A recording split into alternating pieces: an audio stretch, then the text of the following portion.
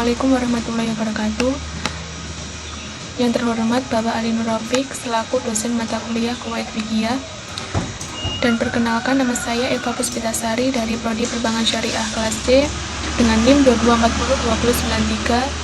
Saya akan presentasikan materi Qawaid Fiqhiyah dari materi pertama sampai materi ke-6. Materi pertama yaitu tentang al-ijtihadu la yunqadu bi al-ijtihad. Al-ijtihad berakar dari kata jahada, secara etimologi berarti mencurahkan segala kemampuan atau berpikir untuk mendapatkan sesuatu yang sulit, dan dalam prakteknya digunakan untuk sesuatu yang sulit dan membahayakan. Kata yungqad berasal dari bahasa Arab yang berarti diruntuhkan atau dibatalkan. Hukum hasil ijtihad yang terdahulu tidak batal karena adanya ijtihad yang baru, sehingga salah semua perbuatan yang berdasarkan hasil ijtihad terdahulu akan tetapi tidak perlu diulangi lagi karena sudah dianggap sah. Namun, untuk perbuatan kemudian hukumnya telah berubah dengan adanya hukum asli ijtihad yang baru. Dasar kaidah. Dasar dari perbedaan keputusan di antara para sahabat dan pendapat 5 mereka dapat dipahami bahwa sebuah hasil ijtihad tidak dapat merubah atau membatalkan ijtihad yang lain, baik ijtihad yang dilakukan oleh seseorang mujtahid maupun antar beberapa mujtahid. Berangkat dari hal tersebut, akhirnya muncul sebuah kaidah bahwa ijtihad tidak dapat dibatalkan oleh ijtihad yang lain. Penerapan pengelompokan berdasarkan mazhab juga ditemukan di Universitas Al-Azhar Kairo, Mesir sampai masa sekarang. Mahasiswa program S1 Fakultas Syariah dikelompokkan berdasar mazhab menjadi mahasiswa Hanafiyah, mahasiswa Malikiyah, dan mahasiswa Syafi'iyah. Mahasiswa bermazhab kembali disatukan dengan mahasiswa bermazhab Syafi'iyah. Dalam bahasan ini ditekankan adanya proses berpikir kreatif. Berpikir kreatif ini merupakan proses yang oleh Abdul Hamid Abu Sulaiman disebut restrukturisasi ijtihad untuk mengikuti dinamika problematika keislaman sehingga mampu menghasilkan konsep syariah yang update atau sesuai zaman. Pengecualian. Yang pertama, perubahan yang dilakukan oleh imam atau kepala negara berdasarkan kemaslahatan terhadap tanah yang oleh imam terdahulu telah ditetapkan sebagai tanah khusus atau istimewa. Yang kedua, masalah ismatul ijbar atau pembagian hasil keturunan. Yang ketiga, masalah karis dahil. Yang kedua, materi tentang izza istama'a al-halalu wa haramu nguliba al-haramu. Pengertiannya, tidaklah berkumpul halal dengan haram, kecuali haram itu mengalahkan yang halal.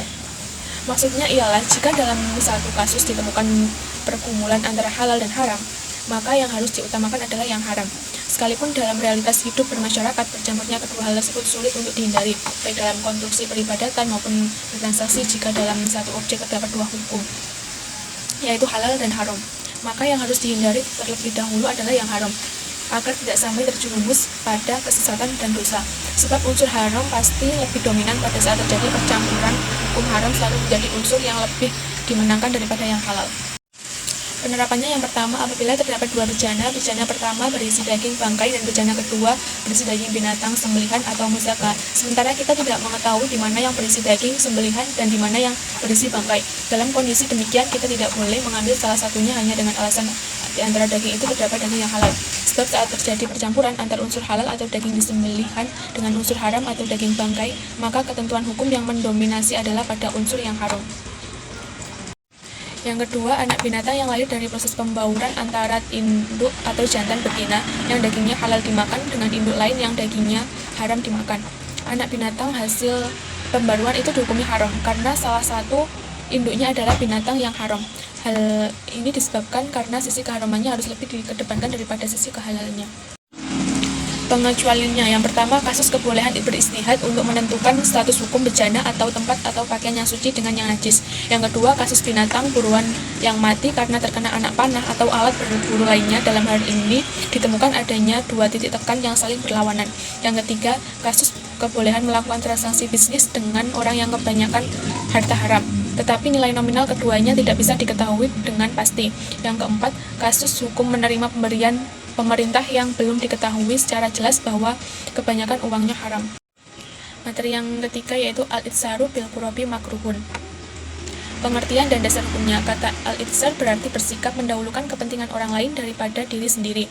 Ada dua macam istiar dalam perkara duniawi dan istiar dalam perkara ibadah. Namun mendahulukan orang lain dalam perkara ibadah adalah sesuatu yang makruh atau tidak dianjurkan. Dasar kaidah makruh mendahulukan orang lain dalam konteks ibadah adalah tidak henti-hentinya suatu kaum tertinggal dari shaf pertama, hingga kala Allah meninggalkan mereka sampai neraka.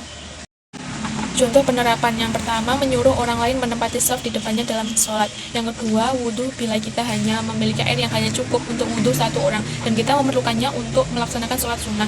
Hendaknya kita menggunakan air itu untuk melaksanakan sholat sunnah sendiri, alias tidak menyerahkan kepada orang lain. Hukumnya adalah makruh. Adapun untuk keperluan sholat wajib, maka hukumnya haram. Yang ketiga, mendahulukan orang lain untuk menutup aurat. Ketika kita hanya memiliki sehelai kain untuk menutup aurat, sedangkan teman kita juga membutuhkannya, maka kita tidak boleh memberikan kain itu kepadanya karena akan menyebabkan aurat kita terbuka. Kaidah cabang dan pengecualiannya. Salah satu kaidah fikih yang paling terkenal adalah al-itsar bil qurabi, yang berarti mendahulukan orang lain dalam bahasa Indonesia. Aturan fikih hanya berlaku untuk ibadah sunnah, namun kaidah ini ada pengecualiannya, yaitu saat seorang datang untuk sholat jamaah dan shaf pertama sudah penuh, sedangkan ia berada di shaf kedua sendirian, maka setelah takbiratul ihram ia menarik orang yang berada di shaf depannya, dan sunnah hukumnya orang yang ditarik untuk mundur. Pada kondisi ini orang yang ditarik kehilangan takarrub ilailah. Kaidah fikih ini hanya berlaku secara khusus untuk masalah ibadah, sedangkan untuk masalah muamalah kita diperintahkan untuk mendahulukan orang lain seperti urusan makanan, berkendara, atau keumuman. Materi yang keempat yaitu tasarruful imam ala ra'iyah manutun bil mas'alah. Pengertiannya yaitu kata tasarruf dalam bahasa Arab terbentuk dari kata asorof yang berarti memalingkan. Di samping itu kata ini juga memiliki makna lain seperti menukar, bertindak, bekerja, dan lain-lain. Dan kata ini tidak memiliki penjelasan khusus secara istilah, namun ia dapat dipahami dari penggunaan orang Arab di mana mereka menggunakan kata ini untuk menunjukkan tindakan yang dilakukan oleh seseorang, baik tindakan itu berupa perkataan maupun perbuatan. Sementara definisi al-imam berasal dari kata yang berasal dari sesuatu. Kemudian setelah mengalami tasrif atau perubahan pola kata dalam bahasa Arab, terbentuklah kata al-imam yang berarti pemimpin yang harus diikuti, atau bisa juga diartikan yang menjadi panutan. Al-Jurjani dalam bukunya yang berjudul Al-Ta'rifat menjelaskan kata al-imam bahwa mengatakan dengan al-imam seseorang adalah yang memegang jabatan umum dalam urusan agama dan urusan dunia sekaligus. Sumber perumusan kaidah. Adapun Imam Asy-Syafi'i yaitu kedudukan imam terhadap rakyat adalah seperti kedudukan wali terhadap anak yatim. Menurut Imam Syafi'i, fatwa tersebut berasal dari fatwa Umar bin Khattab yang diriwayatkan oleh Sa'id bin Mansur dari Abu Awas dari Abi Ishaq dari Bara bin Azib. Terjemahnya, sungguh aku menempatkan diriku terhadap harta Allah seperti kedudukan wali terhadap anak yatim. Jika aku membutuhkan, aku mengambil daripadanya, dan apabila ada sisa aku kembalikan, dan apabila aku tidak membutuhkan, aku menjauhinya atau menahan daripadanya. Dari perkataan Umar bin Khattab di atas dapat dipahami bahwa seorang wali dari anak yatim memiliki hak penuh terhadap hartanya, terhadap anak yatim tersebut. Apakah si wali tersebut akan mengambil hartanya lalu dimanfaatkan atau tidak mengambil apapun? Jika memang si wali tidak, maka atas dasar itu maka seorang pemimpin memiliki hak penuh terhadap rakyatnya.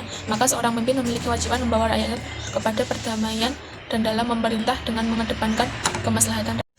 Penerapan kaidah. Ketika seorang pemimpin membagi harta zakat kepada 8 asnaf atau kelompok yang merupakan para mustahik atau yang berhak menerima zakat, maka ia tidak boleh mengutamakan salah satu kelompok dari yang lainnya ketika kebutuhan mereka sama. Yang kedua, jika seorang pemimpin hendak memakzulkan sebagian dari tentaranya karena tertentu, maka hal itu diperbolehkan. Namun jika tanpa ada sebab yang melatar belakanginya, tidak diperbolehkan. Selanjutnya, seorang pemimpin atau imam dilarang membagikan zakat kepada yang berhak atau mustahik dengan cara membeda-bedakan di antara orang-orang yang tingkat kebutuhannya sama. Selanjutnya, seorang pemimpin tidak boleh mendahulukan pembagian harta baitul mal kepada seorang yang kurang membutuhkannya dan mengakhiri mereka yang mau lebih membutuhkannya. Materi yang kelima yaitu al-khuruju minal khilafi mustahabun.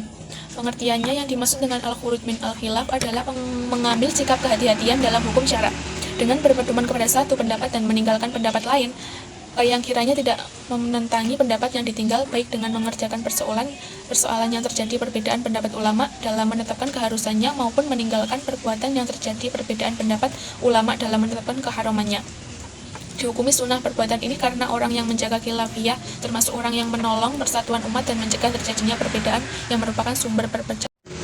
Dasar kaidah. Hukum-hukum fikih dibangun atas dasar ijtihad para ulama terhadap ayat-ayat Al-Quran maupun hadis-hadis Nabi. Dalam pengertian ini, maka hukum-hukum fikih tersebut merupakan dugaan kuat terhadap maksud Allah dan Rasul yang terkandung dalam Al-Quran atau hadis Nabi. Penggunaan dalil dan metode ijtihad menjadikan hasil ijtihad seorang mujtahid dapat saja berbeda satu sama lainnya, bahkan dengan kesimpulannya bertolak belakang. Satu ijtihad boleh jadi tidak dapat menjangkau maksud Allah dan Rasul dengan baik, sementara ijtihad yang dihasilkan oleh mujtahid lain mendekatkan maksud Allah. Gitu juga ijtihad mujtahid lain boleh jadi telah dapat menyelami maksud Allah dan Rasul.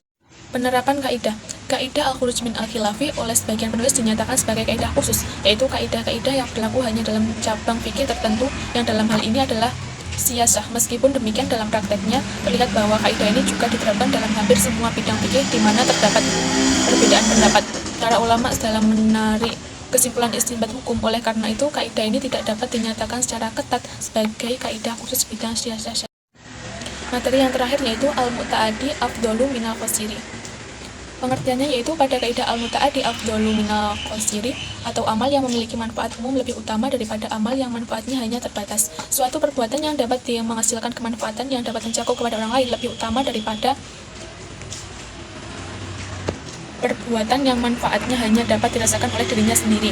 Amalan muta'addi adalah amalan yang manfaatnya untuk orang lain, baik manfaatnya ukhrawi, bisa juga manfaat duniawi. Menolong orang yang zalim. Amalan qasir adalah amalan yang manfaatnya hanya untuk pelakunya saja, seperti puasa dan iktikaf. Para fuqaha syariat menyatakan bahwa amalan muta'addi yang manfaatnya untuk orang lain lebih utama dari amalan qasir yang manfaatnya untuk diri sendiri. Di antaranya yang dijadikan dalil adalah hadis dari Abu Darda radhiyallahu anhu, hadis riwayat Bukhari. Kaidahnya yang pertama, mengajarkan Al-Quran kepada masyarakat lebih diutamakan daripada membaca Al-Quran sendiri, karena hal ini akan memberikan manfaat secara umum dan meningkatkan eksistensi agama.